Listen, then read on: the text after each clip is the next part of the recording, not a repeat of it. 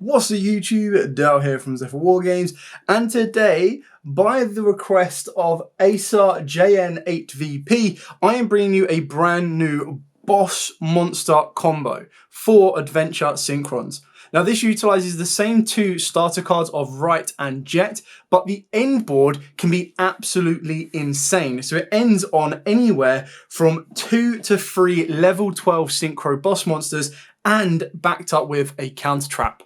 So, with all of that out of the way, please smash that like button, hit that notification bell, and subscribe. If you get the video above 50 likes in the first 24 hours, I will bring you more Synchron content and Adventure Synchro plays as well. So we're going to start off the combo pretty simple by activating Right, and Right is of course going to spawn you a token, while also putting Fateful Adventure into your spell and trap zone. You will then normal summon down your Jet Synchron and then trigger the effect of Fateful to add Draco back, while discarding said Draco back to add you your Wandering Griffin Rider. You're then going to activate the Griffin Rider's effect to special summon itself down, and that's of course where you're going to be able to finish off your plays while also re-equipping the Draco back. Doesn't make much of a difference because this is obviously going to fall off when you use these as Synchro material anyway. We're still going to go down the original route of using Jet Synchron and of course the Griffin Rider in order to go into the Axel, and then we're going to use Axel's effect to revive the Jet Synchron. Then use Axel's effect to tribute itself off to special summon out Stardust Dragon, while also then resolving to Synchro summon immediately with the monsters on the field, and we're going to use Jet plus the token to summon out Jet Speeder. You will then be able to trigger off Jet Speeder's effect while it is technically unaffected by all of your opponent's activated effects, which is really, really nice. And this is going to allow you to special summon out 4, 3, 2, and 1. Now, obviously, on the summon of Stardust Synchron, you will resolve it yourself by adding Stardust Illumination. So hold on to this. We're going to be using it a little bit later on anyway. Now, at this point, it's entirely up to you on how big of a boss monster you want and what type of boss monsters you want. One option, which does less of a investment, is going into a Geomathmet Final Sigma, because you can put it straight up into the extra monster zone. You just make it a bit of a fat stack towers. Now, it's entirely up to you if you want to go down that route. You will need to play around with the board a little bit more.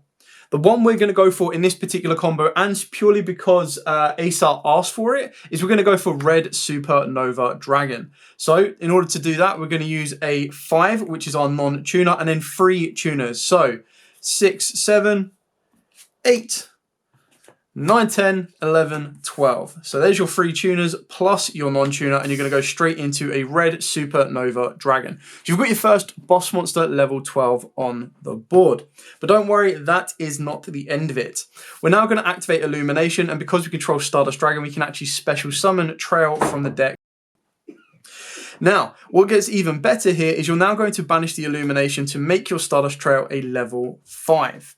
Then using your level 5 non-tuner Stardust Trail and your level 3 Revolution Synchron, you're going to sync these two together and you're going to go into a level 8, which is going to be your Visas Aritara.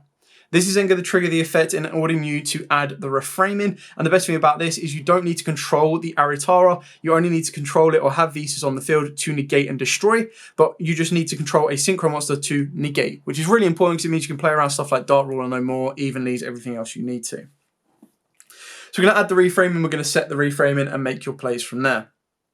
At this point, what you want to do is you want to tribute off your Stardust Dragon to special summon back your Stardust Synchro Dragon. Now, in doing so, what you're going to be able to do here is you're going to be able to trigger a couple of effects. So you're going to be able to trigger your Assault Synchron effect to banish it to bring back the Stardust Dragon, while also being able to revive the Stardust because a monster you controlled was tributed. Now again, at this point you have a bit of flexibility depending on where you want to go.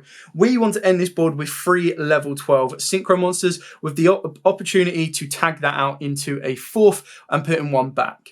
If you wanted to get 2 draws instead of an additional level 12, then what you would do is you'd bring back Rev Synchron and you would sync the Rev with your Stardust Trail going into a level 5 Hyper Librarian and then get 2 additional draws. So I'm going to show you how that works, and then I'll reset to this position in the board state and show you how you get your 3 level 12s. So you'd bring back the Rev, you'd then mill 1 card from your deck, you would then sync the Stardust Trail, which would get banished, and your Rev going into your Hyper Librarian. You would then sync your Stardust with your Synchron. Again, Synchron would get banished, and you go into your Crimson. You then get to use Crimson's effect to target the Nova. Now, you're obviously going to say this during your opponent's turn, but you would draw one off of the Hyper Librarian summon of the Crimson Dragon, and then either do it now or during your opponent's turn, you would activate Crimson Dragon to target the Red Supernova Dragon, and then spawn yourself out the Hot Red Dragon Archfiend King Calamity, meaning you'll get a draw off the Librarian while putting the Crimson Dragon back into the extra deck. Now, if we take this back a couple of steps, that's where you would get an additional draw. So during your opponent's turn, you would then draw an additional card, and you'd still have the remaining 3 cards in your opening hand to play around with. Whether you're playing droplets, more hand traps, you name it, you've got the options there. But if we reset this board state and you're like, you know what, I just want to have more boss monsters. I really want to kind of flex the strength of this deck to my opponent. Well, you leave it as it is like here. You put the 2 cards back to your deck because you're not going to draw them this time. So in order to get you that additional level 12 on the board, what you're going to do is you're going to use your level 4 tuner and your Stardust Dragon to go specifically into Lulu Walith. Now, the reason it's important to go into Lulu Walith is this then gives you the ability that once per turn, if a card or cards leaves your extra deck, except during the damage step, you can make all monsters you currently control gain 500 attack permanently. So basically, during our opponent's turn, we're going to have a 3500 Aritara, we're going to have a 3500 Lulu Walith, and we're going to have a 5000 attack Red Supernova Dragon. Who said they wanted boss monsters, right? If that wasn't enough as well, you also get the ability to negate the effects of one face-up card on the field until the end of this turn, which is really, really important. So we're going into Lulu Walith, and the reason you need to use the Stardust to go into Lulu Walith is it needs specifically a level 4 tuner.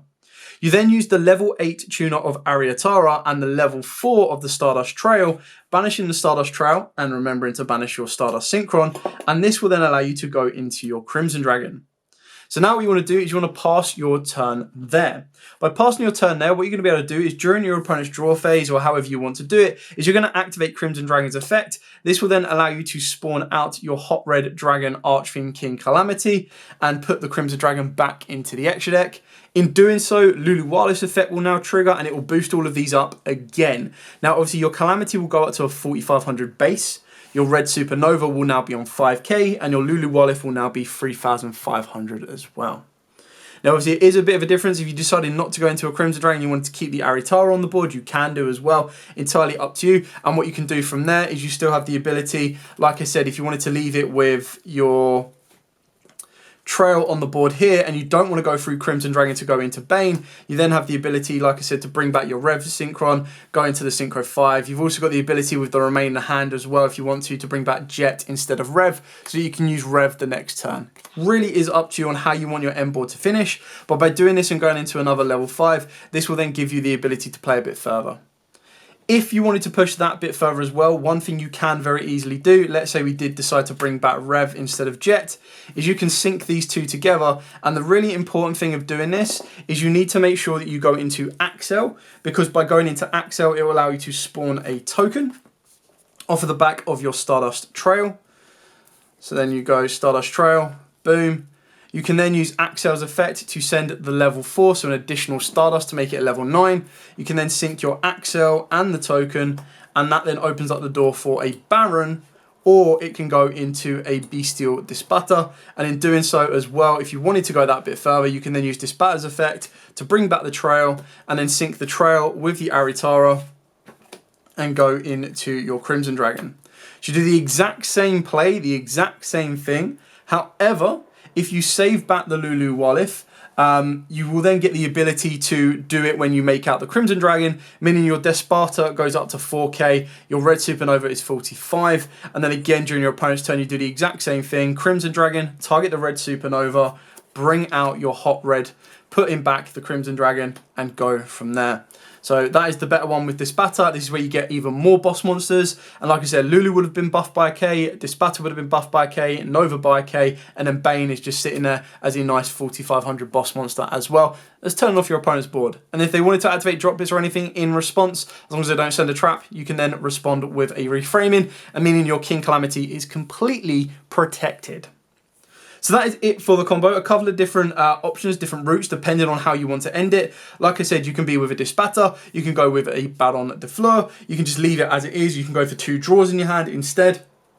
Really depends on the angle you want to play. If you're like, I really hate the King Calamity Lock, I hate this card's getting banned on the next list, I'm not going to do it that way, fine, yeet this out of the way, put it in the trash can, sell it, get a bit of money before it gets banned, and then of course you don't need to go down that route, meaning you don't need to go into Crimson Dragon, so you can actually just leave it on a Dispatter, plus a Lulu Wildlift and a Supernova, and you'll still have the negate of Dispatter, you still got the protection and the board banish of Red Nova, you've got the negate of Lulu Wildlift, and you still have the counter trap of Reframing as well. So many different variations, so many different options, which is why I love this deck. I think it's such a cool option and such cool variation. It's really, really nice to see.